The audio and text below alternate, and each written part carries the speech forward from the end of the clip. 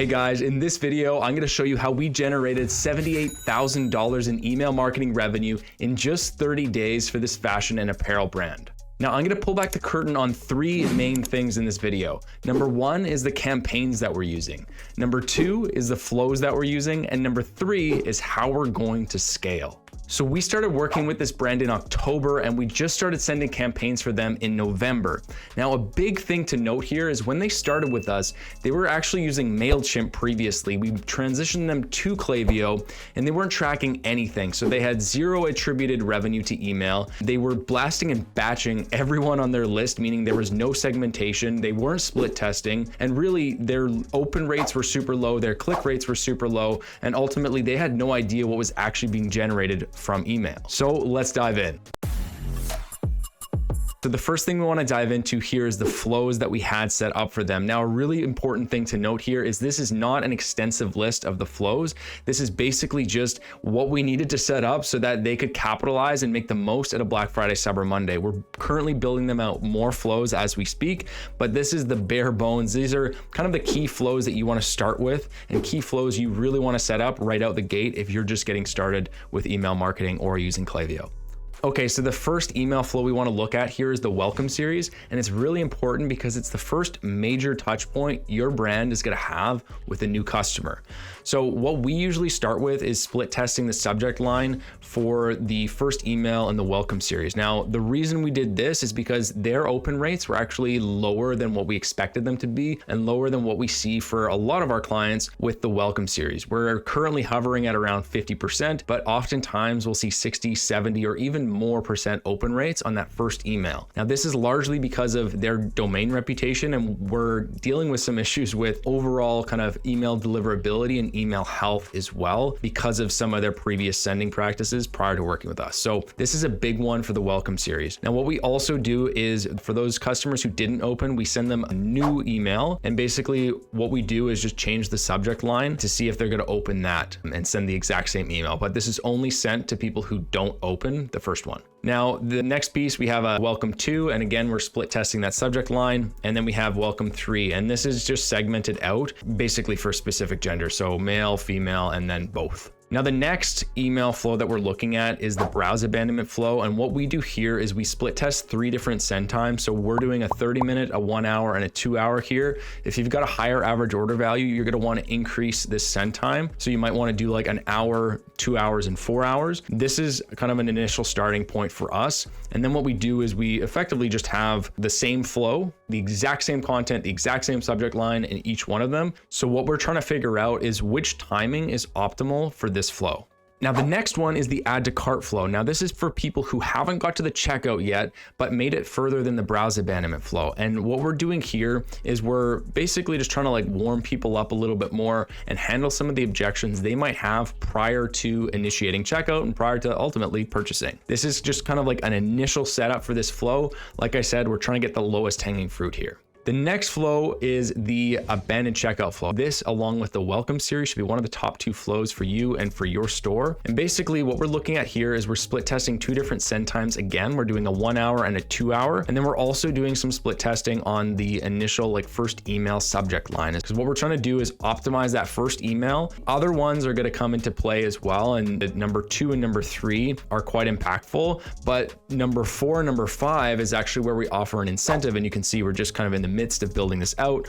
Like I said, we just kind of built out the bare bones there. So we're trying to build out the number 4 and number 5, where we actually have an incentive for people who haven't previously purchased, but they initiated checkout and they haven't purchased yet. So we're trying to get them in when we're trying to give them an incentive to purchase so we don't lose them as a potential customer. Now, the last one I'm going to review here is the thank you series. Now, the thank you series is a killer flow. We have cross-sell flows or upsell flows as well, but what we wanted to do in the thank you series is thank people, right? A lot of brands end up doing a review request or something in the thank you series, like, you know, a day after someone purchases, it's like, hey, do you want to review our product? It's the worst way and leaves a terrible taste in your customer's mouth because they haven't even received their product yet. So what we're trying to do here is say thank you for choosing us, thank you for purchasing from us, and then second is, hey, here's some tips on how to get the most out of your product. If you're using a supplement, this is, you know, how do you consume, like consumable steps. If you sell something that requires a little bit more technical expertise or setup, go through that. If you're selling something that is used on a regular basis,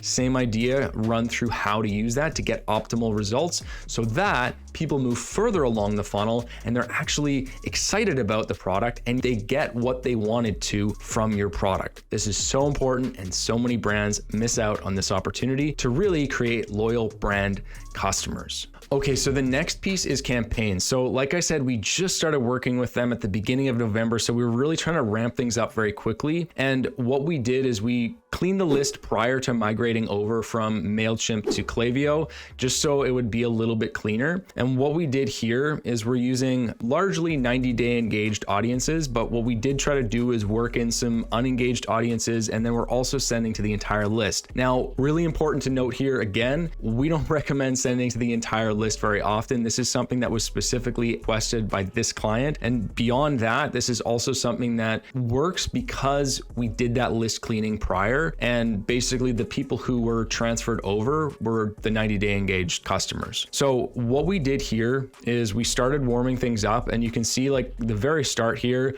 we had a 90-day engaged. They previously had about a 36% open rate on average. So right out the gate, our open rates are looking better. But again, the main thing that we're looking at too is like click rates and placed order rates. Placed order rates is the biggest thing. How much revenue are we generating from here? We didn't have a benchmark to use. So we were looking at open rates, we were looking at click rates, and then we were looking at overall revenue as displayed in their store to see what kind of spikes we were experiencing previously and what kind of spikes we're experiencing now. So looking at kind of our overall process here, the main areas for improvement and the main things that we're going to want to work on moving forward is improving that click rate. Now, the reason the click rate is very low is because they were just batching and blasting everyone on their list nonstop without any segmentation for a long time. People end up lose interest, right? If things aren't tailored to them, they lose interest. If things are very tailored, different story, right? So with that said, these are some of the main campaigns that we ran. We had a couple of sale campaigns. I want to get to the early Black Friday and then the Black Friday sales as well, just to show you a little bit about what we did there. So we had our early Black Friday sale here. And what we did is we incorporated some of the unengaged people in here too, to just see, can we re-engage some of these people? And we were able to re-engage some of those people. So we actually had pretty high open rates, quite high click rates, and then pretty decent placed order rates as well. Again, not as high as we would like to see because it's a very fatigued email list. So this is really important. And if you're just starting off, or if you're starting to ramp up sending, it's really important to look at, are we actually sending content that people are interested in? And are we going to make sure that these people remain engaged? Because with an email list of this size, we would expect their revenue to be significantly higher. And now we look at their placed order rate, that's quite low. Our click rate on average is significantly higher than it was previously,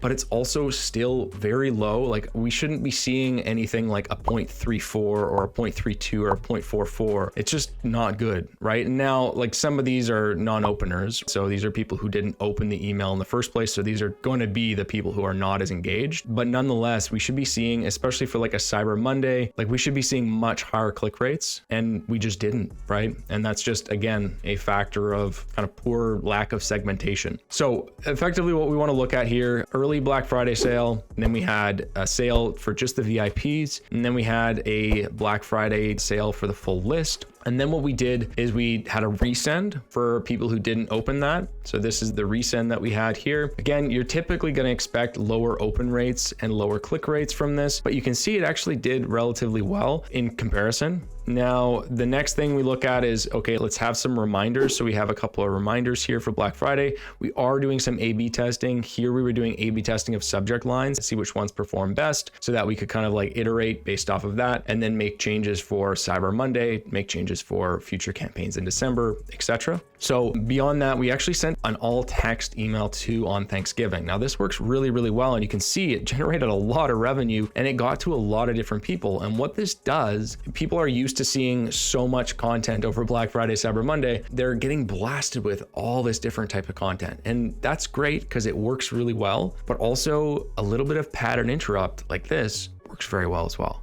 Now, beyond that, we had a final Black Friday sale. So they actually launched earlier. They launched on the 20th, and this is actually on Black Friday. So we sent it on Black Friday and we got significantly more sales than earlier in the week, which is interesting, right? Like a lot of brands are like, oh, we need to like start really early. But you know what? This brand did really, really well on Black Friday, despite starting early. Now they did get a lot of sales during that week too. Beyond that, we did the same kind of thing here. We sent a non-openers, we sent a reminder, and then we sent our Cyber Monday sale. So this is kind of a little bit of an overview of the campaigns and some best practices there. Now, in terms of what we're really looking to do moving forward, I'll share that as well, because this is going to be really important with our scale. Okay, so like I said, the next steps for us is looking at how we can scale this client, how we can get more revenue per email, how can we improve overall revenue from email and overall revenue for their store. Well, with email marketing, scale comes in a couple of different ways. The main ways that we're going to scale with them is actually not what you might think.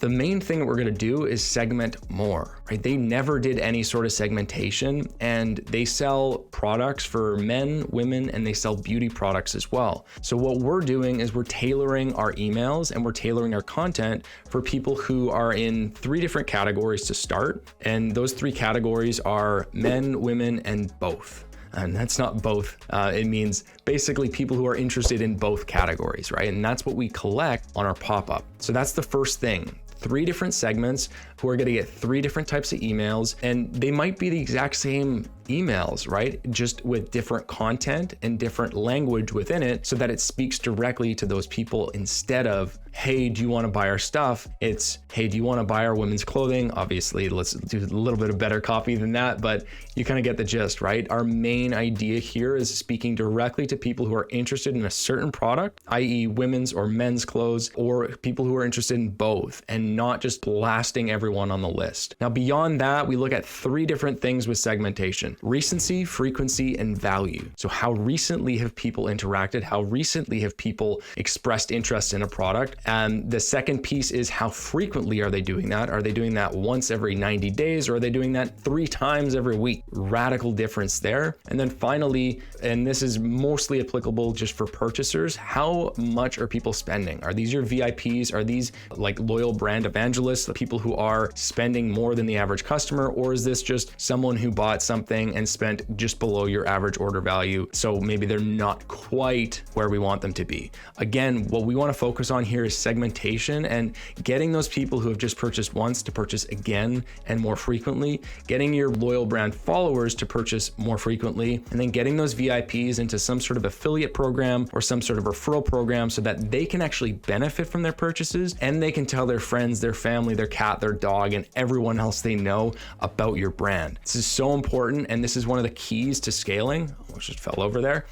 Beyond that, the other things that we're going to focus on is building out those flows and building out the campaigns so they're more robust. So right now we only have 3 emails in the welcome series. Now we are doing it segmented at the very end. What we'll do is segment it out based off of, again, the responses to the form, i.e. women, men, and both. So we'll build out a welcome series for that. And then we're also going to be expanding that as well. Once we figure out what's working best for email 1, 2, and 3, we'll be expanding that to 4, 5, and 6. That goes for the welcome series, that goes for the browse abandonment, and that also goes for the abandoned checkout, right? So the abandoned checkout right now, and you can see we're just starting to build that out. We had 3, we're now building out number 4 and number 5, just so we can capitalize more on those people who have expressed a very high level of intent. So hopefully this helps. If you did like this video, please go ahead, give it a thumbs up, like, subscribe. And if you do have any questions, comment below and I'm happy to help you out. Cheers.